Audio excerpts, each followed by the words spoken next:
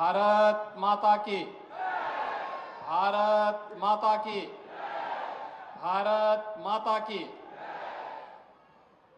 कबीर महोत्सव 2024 के आज के इस समारोह में जनपद संत कबीर नगर की प्रभारी मंत्री श्रीमती विजय लक्ष्मी गौतम जी, यहाँ के लोकप्रिय सांसद श्री प्रवीण कुमार निषाद जी, माननीय विधायकगण श्री अंकुर राज तिवारी जी, श्री अनिल कुमार त्रिपाठी जी, श्री गणेश चंद चौहान जी, पूर्व सांसद श्री इंद्रजीत मिश्र जी, श्री अष्टभुजा शुक्ला जी, पूर्व विधायक श्री राकेश सिंह बघेल जी, भारतीय जनता पार्टी के जिला के अध्यक्ष श्री जगदम्बा प्रसाद श्रीवास्तव जी, जिला प्रभारी अजय सिंह गौतम जी, संजीव राय जी, वेद प्रकाश सिंह जी, नगर पंचायत मगहर की अध्यक्ष श्रीमती अनवरी बेगम जी, आज के इस कबीर महोत्सव 2024 के आयोजन के समारोह अवसर पर आयोजित इस कार्यक्रम में जनपद संत कबीर नगर के गांव-गांव से उपस्थित सभी बहनों और भाइयों, मैं सबसे पहले यहां के जनप्रतिनिधियों, जिला प्रशासन, पुलिस प्रशासन और यहां के कबीर मठ के अपने महंत जी और उनके जितने भी यहाँ के शिष्यगण हैं, उन सबको कबीर महोत्सव की हृदय से बधाई देता हूं। कबीर के बगैर मगहर सचमुच नरक है और इसी चुनौती को स्वीकार किया था मध्यकाल के इस महान संत ने, जब मगहर के बारे में ये मान्यता थी कि मगहर में जाने से नरक मिलता है। ये बंजर क्षेत्र था, यहां की मिट्टी नमकीन थी, खारा पानी भी खारा था, लेकिन उनके चमत्कार ने इसे स्वर्णमय बना दिया है। आज आप देखते होंगे पवित्र आमी नदी यहां बह रही है। जो फसलें सब जगह होती हैं वैसे ही यहां पर भी होती हैं। पानी यहां का मीठा हो गया और संत कबीर की चमत्कार से ये पूरा जनपद चमत्कृत भी हो उठा। इसलिए कबीर महोत्सव ही यहां की पहचान है, इस जनपद की पहचान है और जनपद का नामकरण भी इसीलिए संत कबीर के नाम पर ही संत कबीर नगर के रूप में इस जनपद को हम सब जानते हैं। इस अवसर पर पूरे संत कबीर नगर जनपद वासियों को मैं हृदय से बधाई देता हूं, अपनी शुभकामनाएं देता हूं। और स्वाभाविक रूप से अयोध्या में प्रभु रामलला के 500 वर्षों के उपरांत भव्य मंदिर में आगमन के उपरांत संत कबीर नगर जनपद में मैं आ रहा हूं, तो 350 यानी 360 करोड़ रुपए की परियोजनाओं का लोकार्पण और शिलान्यास करने का अवसर भी मुझे प्राप्त हुआ है। ये 360 करोड़ रुपए की परियोजनाएं जो आज यहां पे लोकार्पित की गई हैं, इसमें सुरक्षा से जुड़े हुए, पर्यटन से जुड़े हुए और आम नागरिक के जीवन से जुड़ी हुई शिक्षा है, स्वास्थ्य है, पेयजल है, सड़क है, इन सब से जुड़ी हुई योजनाएं हैं जो उसके जीवन में व्यापक परिवर्तन का कारक बनती हैं। बहनों और भाइयों, यह एक बहुत महत्वपूर्ण क्षण है हम सबके सामने, जब तकनीक का उपयोग करते हुए हम लोग हर नागरिक को सुरक्षा की गारंटी दे सकते हैं। अगर हमने उत्तर प्रदेश में सुरक्षा को प्राथमिकता नहीं दी होती तो 17 के पहले जैसा पहचान का संकट उत्तर प्रदेश के नौजवानों के सामने और उत्तर प्रदेश के वासियों के सामने था, यही संकट होता, तब न निवेश होता, न विकास होता और हम सब अपनी पहचान के लिए मोहताज होते। लेकिन जनता जनार्दन ने अपनी भूमिका का निर्वहन किया। डबल इंजन की सरकार प्रदेश में आई और आज परिणाम है कि सुरक्षा का एक बेहतर वातावरण भी मिला। विकास की योजनाएं प्रभावी ढंग से क्रियान्वित हो रही हैं और विकास की योजनाओं के साथ साथ जनता को लोक कल्याणकारी योजनाओं का लाभ किस रूप में प्राप्त हो रहा है। आज इस कबीर महोत्सव के अवसर पर मगहर में 600 बालिकाएं दाम्पत्य जीवन के साथ यहां पर शादी ब्याह के कार्यक्रम के साथ जोड़ रही हैं। उनका विवाह का कार्यक्रम मुख्यमंत्री सामूहिक विवाह योजना के माध्यम से आज यहां संपन्न हो रहा है। मैं इस अवसर पर यहां के जनप्रतिनिधियों और प्रशासन को इस कार्य के लिए हृदय से बधाई देता हूं और इन सभी परिवारों को भी अपनी शुभकामनाएं देता हूं जिन परिवारों की बालिकाओं का, बालकों का ये शादी ब्याह हो रहा है। मैं तो देख रहा था, मैंने वहां एक जोड़े को वहां पर मैं देख रहा था, वहां पर मैंने पूछा तो पता लगा लड़का तो गोरखपुर का ही रहने वाला है। तो मैंने कहा देखो तुमने अपना कार्ड नहीं दिया, लेकिन देखिए सरकार की योजना मुझे यहां लेके आ गई, मैं बिना बुलाए मेहमान आपकी शादी में शामिल हो गया। आप सोचिए 600 बालिकाओं की शादी, दहेज मुक्त विवाह, दहेज मां बाप नहीं देंगे, खाने पीने की व्यवस्था मां बाप को नहीं करनी है, ये कनात तंबू ये जितना भी तामझाम है सब मां बाप को नहीं करना है, ये सारी व्यवस्था सरकार करेगी। 51,000 रुपए हर जोड़े की शादी के लिए, जिसमें से 35,000 रुपए बालक बालिका के खाते में जमा कर दिया जाता है। 10,000 रुपए का सामान बालिका और बालक के लिए खरीदे जाते हैं और 6,000 रुपए खाने पीने आदि व्यवस्था में यहां पर खर्च हो रहे हैं। 51,000 रुपए हर जोड़े को शादी ब्याह के लिए सरकार उपलब्ध करवा रही है। यह एक बड़ा कार्यक्रम और मुझे आज बताते हुए प्रसन्नता है कि प्रधानमंत्री मोदी जी के बेटी बचाओ बेटी पढ़ाओ के कार्यक्रम की कड़ी में उत्तर प्रदेश की योजनाएं, मुख्यमंत्री कन्या सुमंगला योजना, बेटी के जन्म लेने से लेकर के स्नातक तक की पढ़ाई की व्यवस्था, और वह शादी योग्य होगी तो मुख्यमंत्री सामूहिक विवाह योजना के माध्यम से इसी प्रकार का भव्य समारोह। आप मुझे बताइए किसी की बारात में इतनी भारी संख्या आती है क्या? मुख्यमंत्री भी है, मंत्री भी हैं, सांसद भी हैं, विधायक भी हैं, अधिकारी गण भी हैं और समाज का हर तबका भी यहां पर उपस्थित एक साथ हो गया। इतनी भीड़ तो मैंने बारात में देखी नहीं, लेकिन इतनी भीड़ शादी ब्याह के कार्यक्रम में, सामूहिक विवाह योजना के माध्यम से इन गरीब बालिकाओं की शादी ब्याह के कार्यक्रम में, तो यह ईश्वर की कृपा है, संत कबीरदास जी की कृपा है और डबल इंजन सरकार का प्रभाव है जिसका लाभ आज आपको यहां पे प्राप्त हो रहा है। इस अवसर पर मुझे प्रसन्नता है कि सामूहिक विवाह योजना के साथ साथ संत कबीर नगर जनपद एक नया जनपद है। एक लंबी यात्रा नहीं हुई और इस जनपद ने अपनी यात्रा को किस तरीके से तेजी के साथ आगे बढ़ा रहा है। पिछले 5 वर्ष के अंदर आपने देखा होगा प्रधानमंत्री मोदी जी का भी कार्यक्रम यहां लगा था, राष्ट्रपति जी का भी कार्यक्रम यहां लगा था, कबीर एकेडमी का भी निर्माण हम लोगों ने यहां पर किया है। बखरा ताल का पुनरुद्धार करके उसको इको टूरिज्म का एक नया केंद्र बनाने की तैयारी, पक्षी विहार के साथ साथ वहां पर्यटक आ सके,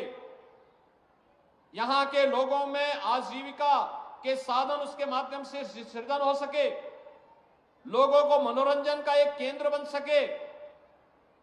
प्रवासी पक्षियों का एक केंद्र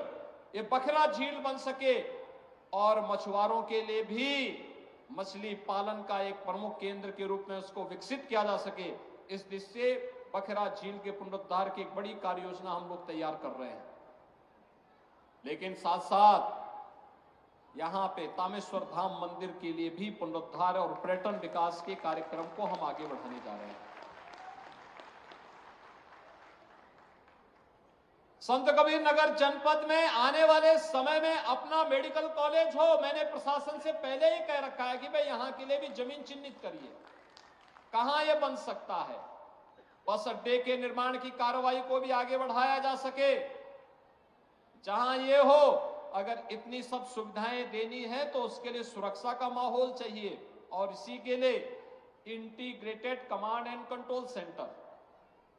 integrated command and control centre जहां पे एक ही जगह से बैठ करके, एक कमरे में बैठ करके पूरे नगर और जनपद के प्रमुख स्थानों की सीसीटीवी से एक एक जगह की जानकारी वहां पर कैद होती रहेगी, रिकॉर्ड भी होती रहेगी, लोग देखेंगे भी। और अगर किसी ने बदमाशी करने का प्रयास किया, किसी बेटी को छेड़ने का प्रयास किया, किसी की इज्जत पे हाथ डालने का प्रयास किया या कहीं चोरी डकैती करने का प्रयास किया, तो अगले चौराहे पे जाते जाते पुलिस उसको स्वयं दबोच देगी, भाग नहीं पाएगा, वो भाग नहीं पाएगा। एक जगह से सब कुछ वहीं से उसको पता ही नहीं लगेगा, लेकिन अगले चौराहे पर इससे पहले कि कुछ हो तब तक राम नाम सत्य है की बात सामने आ जाएगी। ये कमांड एंड कंट्रोल सेंटर एक तो सुरक्षा का बेहतर माहौल देगा और दूसरा ट्रैफिक मैनेजमेंट के लिए, ट्रैफिक की व्यवस्था कहां पे जाम है ये देखने का काम भी इसके माध्यम से ट्रैफिक पुलिस करेगी, डायरेक्शन देगी, कहां पे पुलिस को लगना है, कैसे व्यवस्था होनी है, कहां जाम है यह देखने का भी एक अवसर मिलेगा। नगर पालिका परिषद स्वच्छता के कार्यक्रम की मॉनिटरिंग भी इस ICCC से देख सकती है। और ठीक इसके साथ ही कोरोना कालखंड में integrated command and control centre की उपयोगिता आपने देखी होगी। कमांड यानी कोरोना कालखंड में हम लोग इसका उपयोग करते थे, एक एक गांव में स्क्रीनिंग करने की, एक एक गांव में क्या गतिविधियां चल रही इनको देखने की, हॉस्पिटल की व्यवस्था को संचालन करने की, वैक्सीनेशन के कार्यक्रम की, सैनिटाइजेशन के कार्यक्रम की और तमाम अन्य कार्यक्रमों को हम लोग लेकर के चलते थे। और आज ये सभी कार्यक्रम यहां पर मुझे बहुत अच्छा लगा कि संत कबीर नगर जनपद ने भी अपना ICCC बना दिया है और उसको व्यवस्थित तरीके से आगे बढ़ाने के लिए कार्य किया है। मैं इसके लिए यहां के जनप्रतिनिधियों को भी धन्यवाद दूंगा कि इन्होंने अपनी निधि का उपयोग भी ICCC बनाने में किया और उसका परिणाम है कि एक सुरक्षित खलीलाबाद, सुरक्षित मगहर, सुरक्षित संत कबीर नगर, उनके प्रयासों से आज यहां पे प्रशासन और शासन की योजना का लाभ यहां पर उसके माध्यम से लोगों को प्राप्त होगा।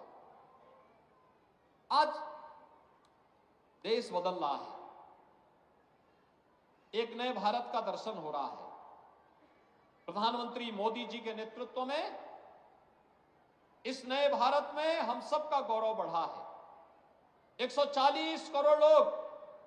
आज अपने आप को गौरवान्वित महसूस करते हैं। जब देश शक्तिशाली होता है तो वह समर्थ भी होता है।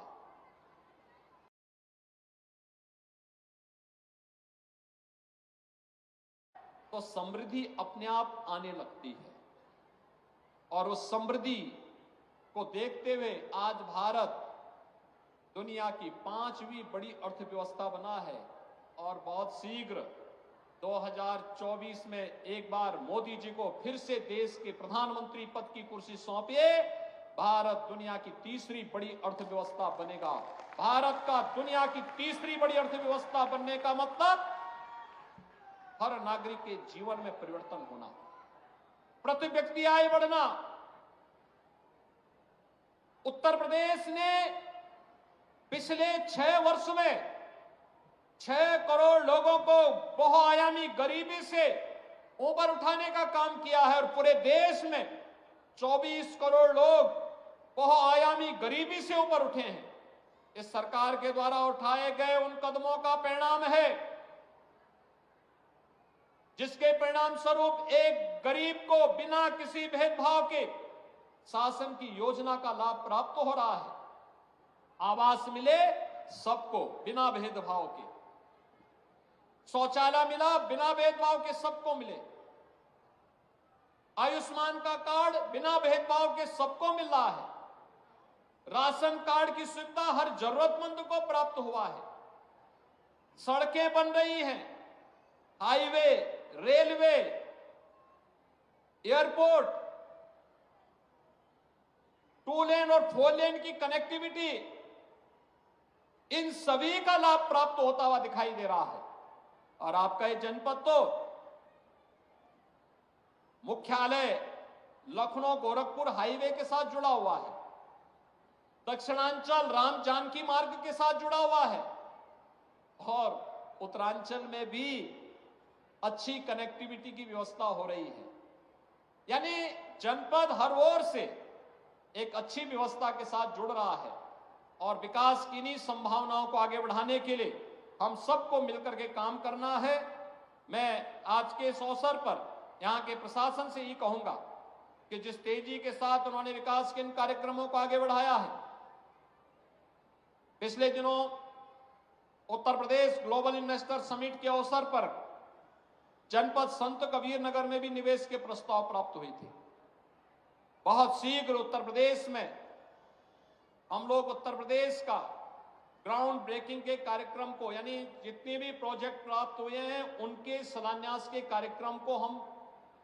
प्रारंभ करने जा रहे हैं। उस अवसर पर संत कबीर नगर की भी उन परियोजनाओं के लिए जहां जमीन की आवश्यकता है जमीन उपलब्ध कराना, जहां पे अन्य प्रकार की जितने भी नो ऑब्जेक्शन सर्टिफिकेट उपलब्ध करवाने की कार्रवाई है, सभी प्रकार की कार्रवाई को समयबद्ध तरीके से आगे बढ़ाने का कार्य सभी संबंधित विभाग अगर कर पाएंगे तो यहां की योजनाएं न केवल आगे बढ़ेंगी बल्कि हजारों नौजवानों के लिए नौकरी और रोजगार की सुविधाएं उपलब्ध होंगी। और संत कबीर नगर के लिए तो कबीर में खल्लाबाद में तो है ही व्यवस्था, उनसे सटे हुए आमी नदी के ठीक उस पार गीडा भी यहां तक फैल चुकी है, तो गीडा में भी रोजगार के ढेर सारे अवसर आपके लिए उपलब्ध होंगे। आज के इस अवसर पर कबीर महोत्सव का एक कार्यक्रम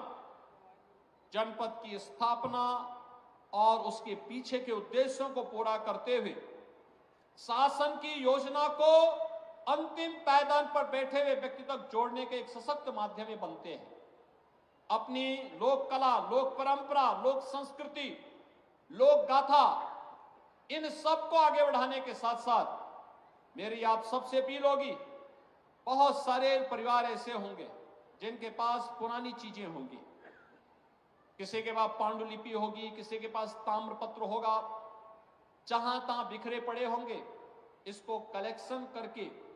जिले के अंदर उसका एक केंद्र बनना चाहिए जहां एक बेहतर म्यूजियम बने, जिस म्यूजियम में हम लोग इनको संरक्षित कर सकें और आने वाली पीढ़ी के लिए इसे धरोहर के रूप में सजो सकें। इसके बारे में भी एक बहुत बेहतर व्यवस्था होनी चाहिए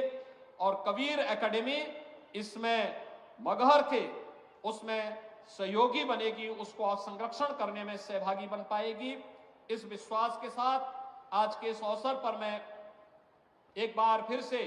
कबीर महोत्सव 2024 के इस समापन कार्यक्रम के अवसर पर